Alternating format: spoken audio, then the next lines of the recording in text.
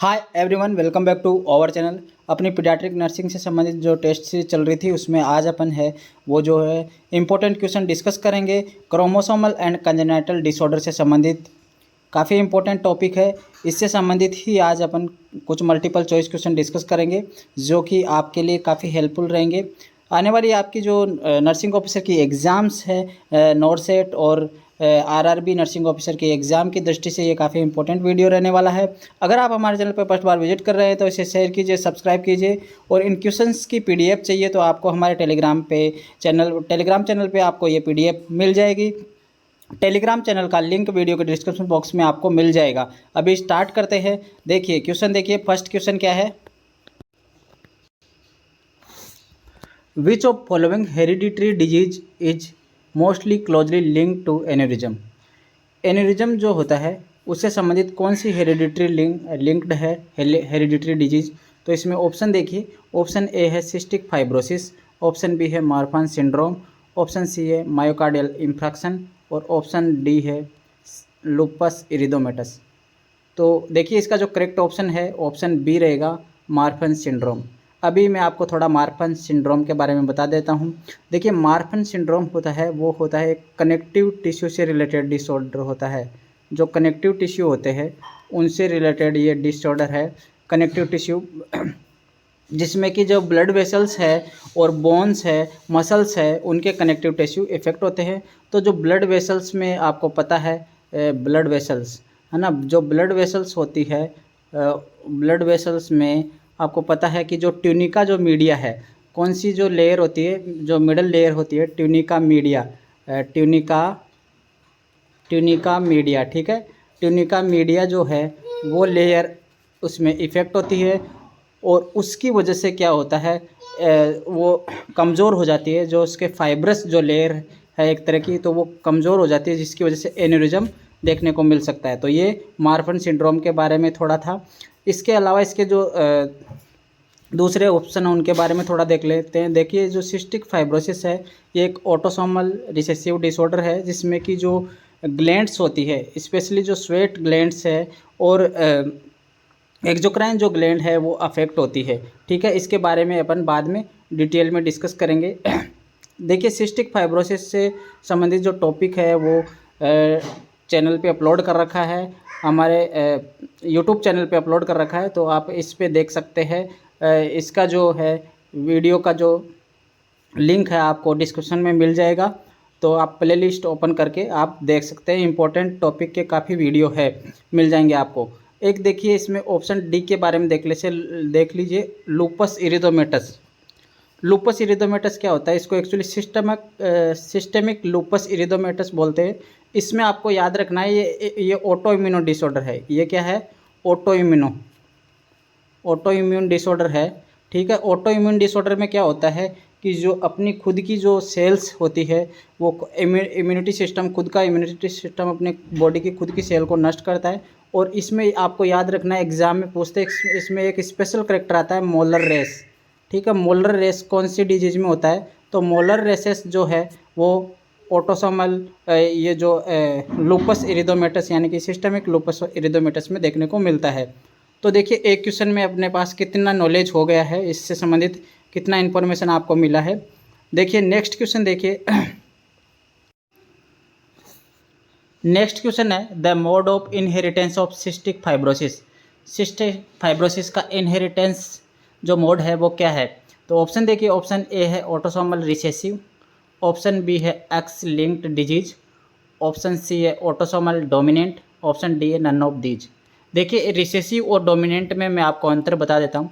Autosomal recessive, autosome होते हैं जो एलिंग गुणसूत्र होते हैं, 22 पेयर्स यानी 22 पेयर्स होते हैं, उनसे रिलेटेड अगर कोई डिसऑर्डर होता है तो वो ऑटोसोमल डिसऑर्डर होता है। और रिसेसिव का मतलब होता है जिसमें जो किसी भी क्रोमोसोम के जो दोनों जो टाइप है यानी कि जो दोनों कॉपी है, अगर वो उनका दोनों कॉपी का अगर प्रभाव पड़ता है, इफेक्ट पड़ता है, तो उसको बोलते हैं रिसेसिव, ठीक है। और अगर डोमिनेंट क्या होता है, उसमें किसी एक जो है कॉपी का जो है वो प्रभाव पड़ता है, जीन का एक का प्रभाव पड़ता है, तो उसको बोलते हैं डोमिनेंट यानी कि प्रभावी। तो ऑटोसोमल यानी कि जो एलिंग गुणसूत्र होते हैं उनसे रिलेटेड, तो ये जो सिस्टिक फाइब्रोसिस है वो है ऑप्शन ए राइट रहेगा, ऑटोसोमल रिसेसिव, जो मैंने आपको पहले बताया वो ऑटोसोमल रिसेसिव। देखिए सिस्टिक फाइब्रोसिस में एक एग्ज़ाम में क्वेश्चन पूछते हैं कि साल्टी टेस्ट होता है इसमें, यानी कि जब बच्चे को किस करते हैं, salty taste when kissing the baby, तो कौन सी डिजीज़ में होता है, तो ये आपको याद रखना है सिस्टिक फाइब्रोसिस में।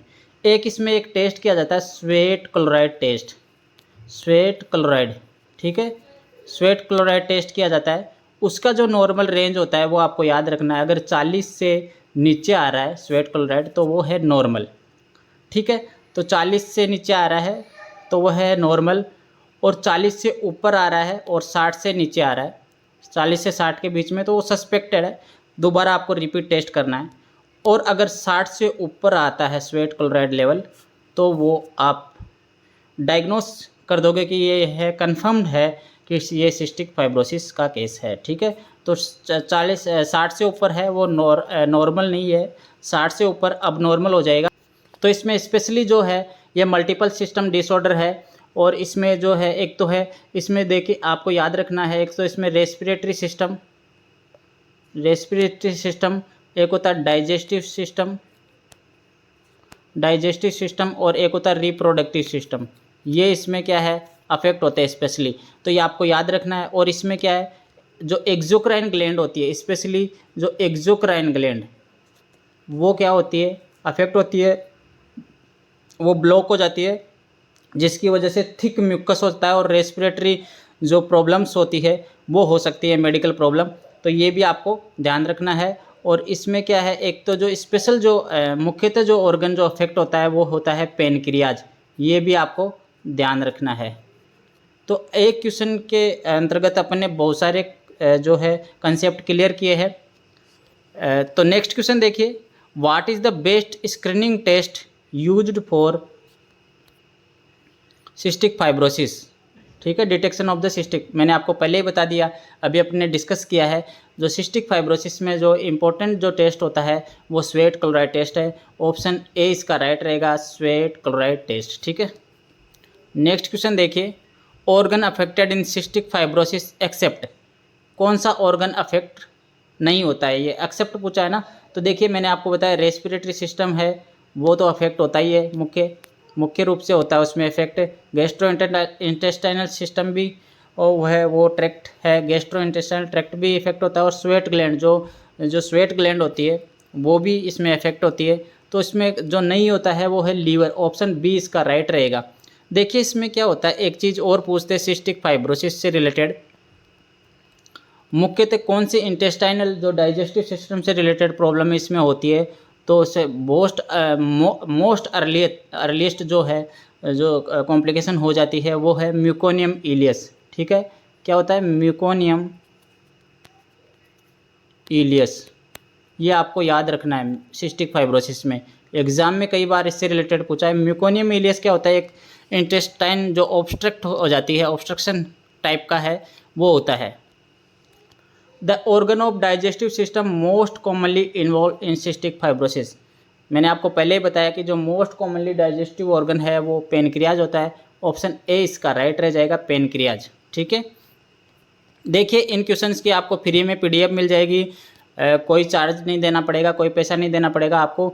आप है जो है हमारे टेलीग्राम चैनल को ज्वाइन कीजिए, वहाँ पे ये पीडीएफ मिल जाएगी, वहाँ पे मल्टीपल चॉइस क्वेश्चन भी डिस्कस करते रहते हैं, तो वो भी आपके लिए काफ़ी हेल्पफुल रहेंगे। और आपकी आने वाली एग्ज़ाम्स नॉरसेट और नर्सिंग आरआरबी नर्सिंग ऑफिसर की एग्ज़ाम्स के लिए काफ़ी हेल्पफुल ये जो है पीडीएफ रह सकती है, और कि ये क्वेश्चन आपके लिए काफ़ी हेल्पफुल रहेंगे। देखिए नेक्स्ट क्वेश्चन देखिए, which of following is clinical sign present in children with trisomy 21। देखिए ट्राइसोमी 21, ट्राइसोमी का मतलब होता है किसी गुणसूत्र की 3 कॉपियां बन जाना, उसको बोलते हैं ट्राइसोमी, है ना, एक अतिरिक्त कॉपी बन जाती है। तो ट्राइसोमी 21 मतलब इसमें 21 जो गुणसूत्र होता है, 21 नंबर का गुणसूत्र होता है, उसकी अतिरिक्त कॉपी बन जाती है। और ट्राइसोमी को अपन डाउन सिंड्रोम के नाम से भी जानते हैं, ठीक है, डाउन सिंड्रोम है वो ही है ट्राइसोमी, है ना। देखिए स्पॉट, देखिए कोपलिक स्पॉट होता है वो मीजल्स में होते हैं, आपको पता ही है। जो कोपलिक स्पॉट है जो कॉप्लिक स्पॉट है वो किस में होता है, मीजल्स में, ठीक है। तो ये तो नहीं होगा इसमें, ब्रूसफील्ड स्पॉट, ठीक है। ऑप्शन सी है एस लीफ स्पॉट और ऑप्शन डी है कोलोडियन स्पॉट। तो इसका जो करेक्ट ऑप्शन हो गया ऑप्शन बी ब्रूसफील्ड स्पॉट। देखिए जो डाउन सिंड्रोम है उसमें आपको एक दो चीज़ें और ध्यान रखनी है जो एग्ज़ाम में पूछते हैं। एक तो डाउन सिंड्रोम से रिलेटेड जो मोस्ट कॉमनली जो डिसऑर्डर, एडिशनल डिसऑर्डर इसमें पाया जाता है डाउन सिंड्रोम में, तो वो है एमआर, मेंटल रिटार्डेशन। और दूसरा जो है हार्ट से रिलेटेड डिसऑर्डर मिलता है इसमें, डाउन सिंड्रोम वाले पेशेंट में हार्ट से रिलेटेड, दूसरा जो है वो हार्ट से रिलेटेड डिसऑर्डर देखने को मिलता है, ठीक है। ये हो गया डाउन सिंड्रोम से रिलेटेड। नेक्स्ट क्वेश्चन है which of following is not a clinical manifestation of trisomy 21। Trisomy 21 का क्लिनिकल मैनिफेस्टेशन कौन सा नहीं है। देखिए प्रोट्रूडिंग टंग, जीभ बाहर निकलना, ये तो रहता ही है। फ्लैट नेजल ब्रिज, ये भी रहता है। स्मॉल नोज, और ऑप्शन डी है लॉन्ग हैंड एंड फिंगर। देखिए लॉन्ग हैंड एंड फिंगर्स है वो ट्राइसोमी 21 में नहीं देखने को मिलती है, तो इसमें जो करेक्ट ऑप्शन डी रहेगा। बाकी ये सारे साइन सिम्टम है वो ट्राइसोमी में मिलेंगे। Edward syndrome is related with, Edward syndrome किससे संबंधित है। तो इसमें एडवर्ड सिंड्रोम में क्या होता है, ट्राइसोमी 18 यानी कि 18वें गुणसूत्र की एक अतिरिक्त कॉपी बनती है, तो ट्राइसोमी 18 से संबंधित है ऑप्शन ए। इसको याद रखने का तरीका क्या है, ई से ई रखिए और ई फॉर 18, ठीक है। ये हो गया ट्राइसोमी 18।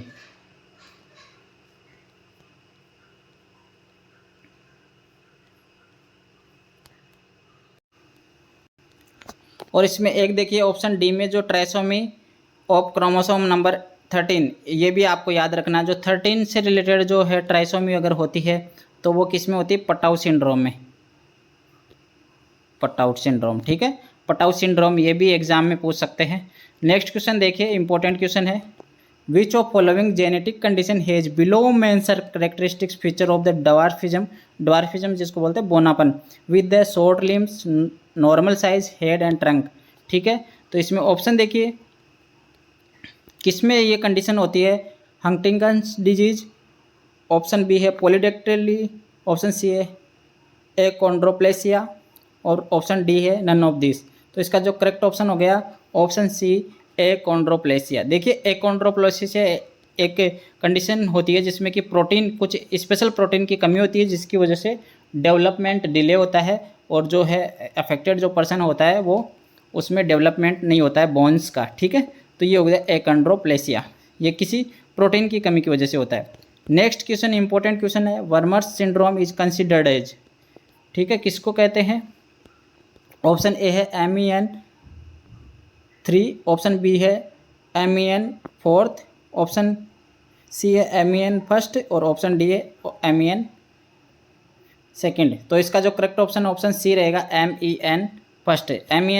मेन जो है मेन, इसका क्या फुल फॉर्म है, मल्टीपल एंडोक्राइन नियोप्लेजिया टाइप 1, यानी कि जो ये एंडोक्राइन जो ग्लैंड्स होती है उसका एक कैंसर होता है। Is a hereditary condition associated with the tumours of endocrine gland, example are parathyroid pituitary, parathyroid pituitary gland का ये हो सकता है। तो जो इसमें जो MEN जो MEN1 is also known as Wermer syndrome, इसका जो वर्मर सिंड्रोम का दूसरा नाम पूछा है, ठीक है। तो ये है। नेक्स्ट क्वेश्चन देखिए, the nurse is aware that the children born with the missing chromosome are most likely to have, यानी क्रोमोसोम मिस हुआ है तो उससे रिलेटेड कौन सी प्रॉब्लम हो सकती है।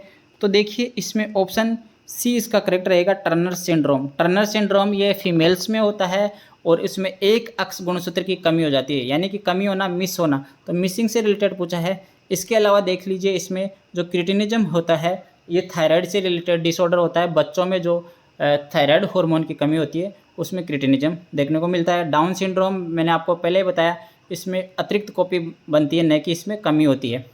और फिनाइल कीटोन्यूरिया एक मेटाबॉलिज्म एरर होता है जिसमें फिनाइल एलानिन जो उससे रिलेटेड जो एंजाइम होता है जो उसको चेंज करता है, वो टायरोसिन में चेंज करता है, तो वो एंजाइम की कमी होती है फिनाइल कीटोन्यूरिया में, ठीक है। नेक्स्ट क्वेश्चन है which of following is earliest gastrointestinal manifestation of cystic fibrosis, मैंने आपको पहले ही बताया सिस्टिक फाइब्रोसिस में जो है सबसे अर्लीस्ट मैनिफेस्टेशन क्या रहेगा, गैस्ट्रोइंटेस्टाइनल। तो इसमें जो करेक्ट ऑप्शन ऑप्शन डी रहेगा, म्यूकोनियम इलियस। मैंने आपको पहले डिस्कस करके बता दिया म्यूकोनियम इलियस के बारे में। नेक्स्ट क्वेश्चन है, a child has cystic fibrosis, एक चाइल्ड को सिस्टिक फाइब्रोसिस है, nurse evaluate that the parent understand dietary regiment for their child, they say they will. इसमें डाइटरी रेजिमेंट के बारे में पूछा है सिस्टिक फाइब्रोसिस से रिलेटेड। तो इसमें देखना है ऑप्शन ए इसका करेक्ट रहेगा, provide high calorie food between meals. देखिए इसमें हाई कैलोरी फूड देना है मील्स के बीच में, ठीक है। तो ये हो गया इसका डाइटरी रेजिमेंट।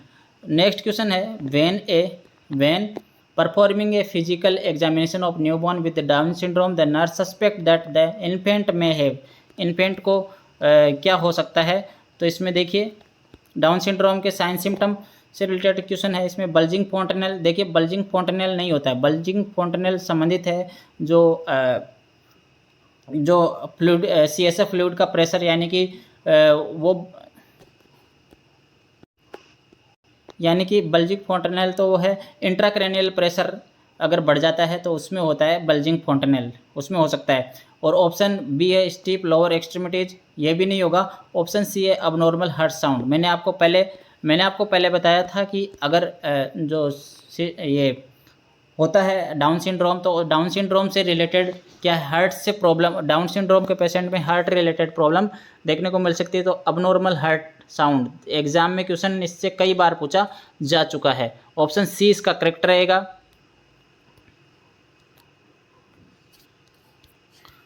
नेक्स्ट क्वेश्चन है, all of the following are clinical presentation of fragile X syndrome except. देखिए जो फ्रेजाइल एक्स सिंड्रोम क्या है, एक प्रकार का डेवलपमेंटल माइलस्टोन से रिलेटेड डिसऑर्डर है। इसमें कौन कौन से सिम्टम है और कौन सा सिम्टम नहीं होता है ये पूछा इसमें। तो ऑप्शन ए है लार्ज हेड, ऑप्शन बी है स्मॉल हेड, ऑप्शन सी है शॉर्ट स्टेचर, ऑप्शन डी है लार्ज बेट लाइक ईयर्स। तो इसका जो करेक्ट ऑप्शन आएगा ऑप्शन बी स्मॉल हेड, ठीक है। नेक्स्ट क्वेश्चन है, what is the important nursing intervention during the care of child with cystic fibrosis. Cystic fibrosis से related patient की केयर कर रहे हैं तो उसमें मोस्ट इंपॉर्टेंट कौन सी नर्सिंग केयर है। देखिए डिस्करेज कफिंग, कफिंग को कभी भी डिस्करेज नहीं करना है। ऑप्शन बी है परफॉर्मिंग पोस्चुलर ड्रेनेज, परफॉर्म करवाना। एनकरेज एक्टिव एक्सरसाइज और ऑप्शन डी है none of these. Correct option रहेगा option B perform postural drainage. देखिए पोस्चुरल ड्रेनेज होती है, पोस्चुरल ड्रेनेज की वजह से जो ग्रेविटी की वजह से क्या होता है, जो थिक म्यूकस है वो क्या है एक्सपेल आउट होगा, तो ये ज़रूरी होता है। तो ये एग्जाम में क्वेश्चन कई बार पूछा जा चुका है। इसमें ऑप्शन बी इसका राइट रहेगा। ऑप्शन बी क्या है परफॉर्म पोस्चुलर ड्रेनेज, ये इसका राइट रहेगा।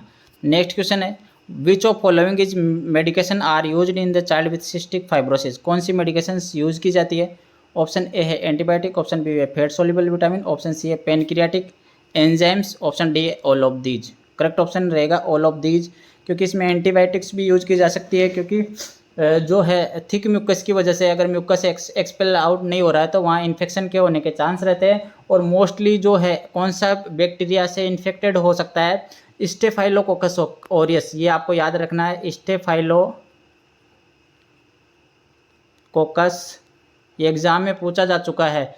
ऑरियस, स्टेफाइलोकोकस ऑरियस बैक्टीरिया का इन्फेक्शन ज़्यादा होने के चांस रहते हैं। और इसमें फैट सोल्यूबल विटामिन क्यों देते हैं, क्योंकि इसमें जो पेनक्रियाटिक एंजाइम है उनकी कमी की वजह से फैट का डाइजेशन नहीं होता है, जिसकी वजह से फैट सोल्यूबल विटामिन अतिरिक्त रूप से दिए जाने चाहिए। और पेनक्रियाटिक एंजाइम है वो भी दिए जाते हैं, क्योंकि पेनक्रियाज इसमें मोस्ट अफेक्टेड ऑर्गन रहता है।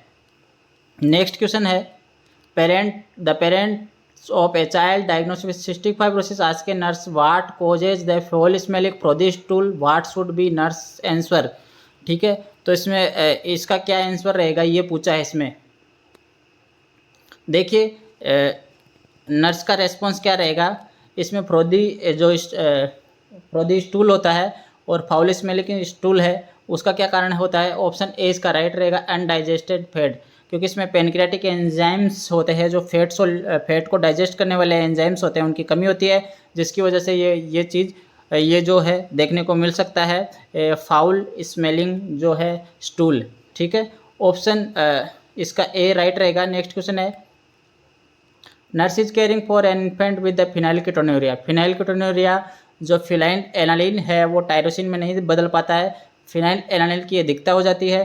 किसी इसको जो चेंज करने वाले जो एंजाइम है फिनाइल एलानिल हाइड्रोक्सिलेज जो एंजाइम होता है वो, उसकी वजह से what diet should the nurse anticipate will be ordered by the health care provider. किस तरह की डाइट दी जानी चाहिए?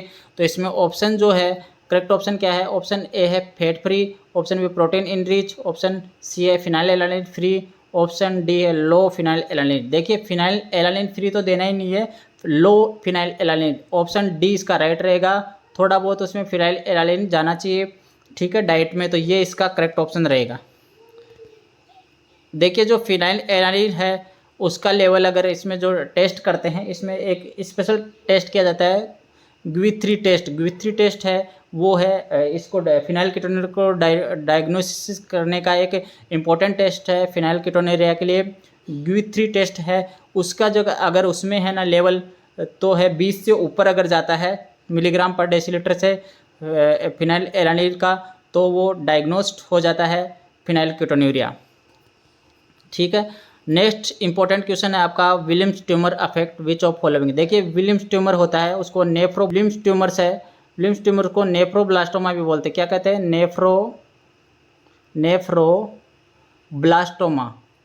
ब्लास्टोमा। ठीक है, नेफ्रोब्लास्टोमा भी बोलते हैं। और ये जो नेफ्रोब्लास्टोमा है वो किडनी का ट्यूमर होता है, तो इसमें ऑप्शन बी इसका राइट रहेगा। और एक चीज़ आपको ध्यान रखना है कि जो न्यूबॉर्न्स है, इन्फेंट्स है, उसमें मोस्ट कॉमनली जो ट्यूमर होता है वो ही नेफ्रोब्लास्टोमा होता है, वो ट्यूमर। ठीक है, ये भी एग्जाम में पूछा जा चुका है।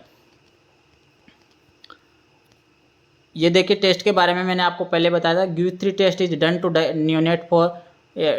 इन neonate for mass screening of. तो इसे फिनाइल कीटोन्यूरिया से रिलेटेड है, ऑप्शन बी इसका करेक्ट रहेगा। नेक्स्ट क्वेश्चन है all are true about phenylketonuria accept.